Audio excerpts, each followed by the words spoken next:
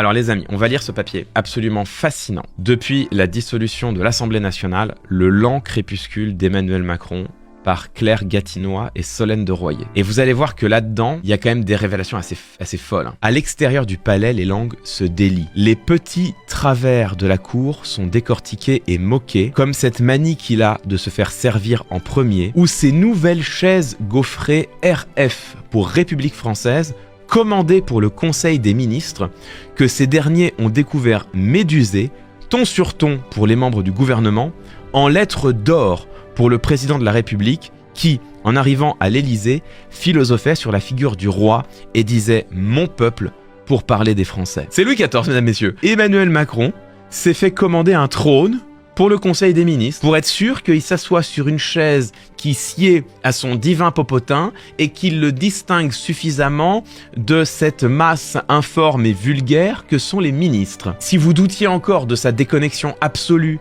et de la manière qu'il a de se figurer sa fonction, c'est-à-dire celle d'un roi, d'un Jupiter, je crois que là, pour le coup, vous êtes servi. Face à ces procès, le président est seul ou presque. À ses côtés, Brigitte Macron donne le change, affichant une inaltérable gaieté. « Les Français ne le méritent pas », glisse-t-elle à l'actrice Ariel Dombal, qui accompagne le couple présidentiel au Maroc. Le roi a raison contre le peuple. Les Français ne méritent pas un si bon souverain, un si grand dirigeant, une personne d'une telle qualité. Les Français ne le méritent pas. C'est vraiment l'incarnation au plus haut sommet de l'État de cette maxime satirique de Brecht.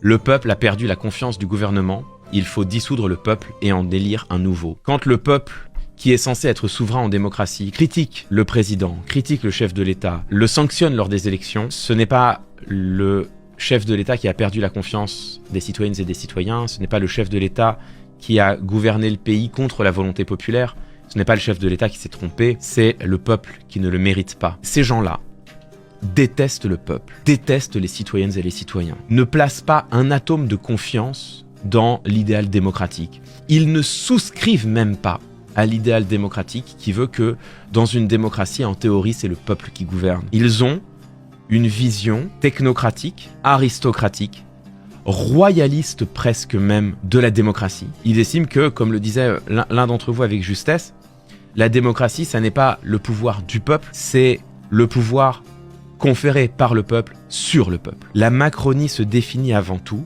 comme un rejet de l'idéal démocratique.